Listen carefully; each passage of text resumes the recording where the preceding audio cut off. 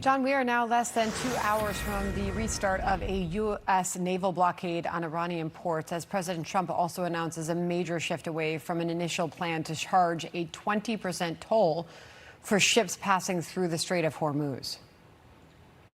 I don't think anybody should be able to charge a fee for the strait or for any other strait relationship in terms of other sections of the world. I don't think anybody should be really in that position. But we were doing it as a reimbursement. The Gulf states are going to invest a tremendous amount of money into the United States, and that was very satisfactory to me. I think it's actually much better. Let's bring in Miad Maleki, former senior U.S. Treasury official and senior fellow at the Foundation for Defense of Democracies. Welcome to you, sir. What do you think of the president's plan here?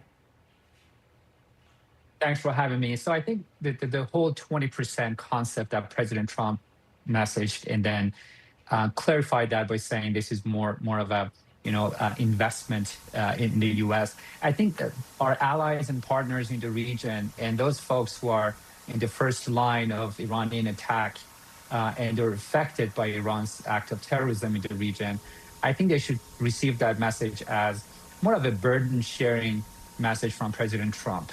That the Strait of Hormuz is not primarily an American economic vulnerability, it's a global vulnerability. As a matter of fact, when President Trump said that, he was sitting right next to Iraq's prime minister, and Iraq, where Iran enjoys significant influence through its terrorist proxy groups, same groups that are attacking our soldiers and our uniformed personnel in Iraq.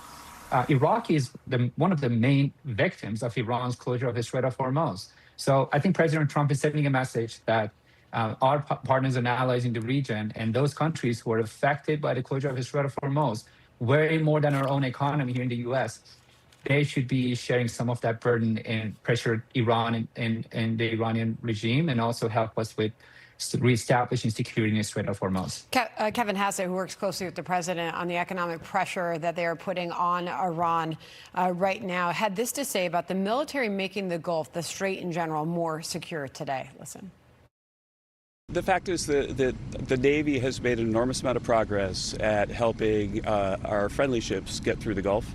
And if you look at the day-to-day traffic, then there's a heck of a lot of fossil fuel, of oil, making it out and making it to refineries in Asia and Europe and elsewhere. So we're confident that we're going to continue to be able to get oil out of the Gulf in a way that's calming for markets. Yeah, and looking at oil prices today, they did shoot up a bit on the uncertainty over what was going to happen with the tolls or not tolls or the investments, what exactly the president's plan was, but we're still below $80 a barrel.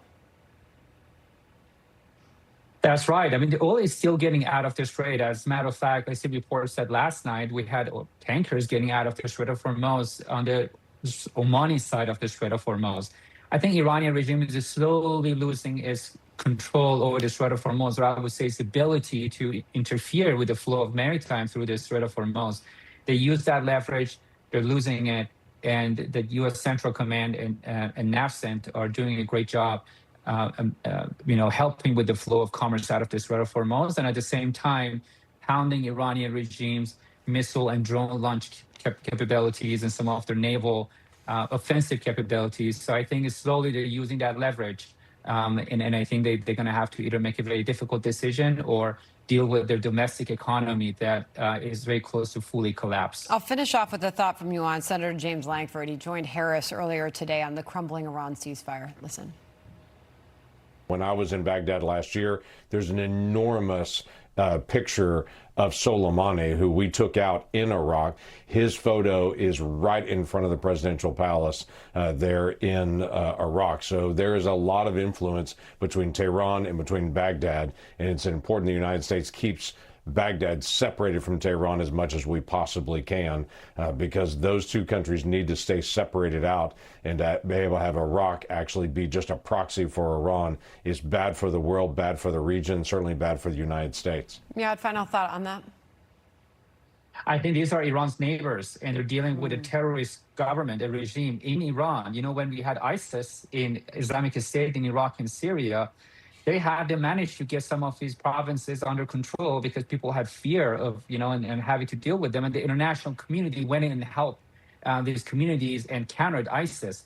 There's the same situation here. We have an Islamic terrorist organization that is in charge of Iran, and I think we should rally up our allies and partners to push back against their influence. Got it. I really appreciate you joining us on all of that today. Thank you. Thanks for having me. All right, John.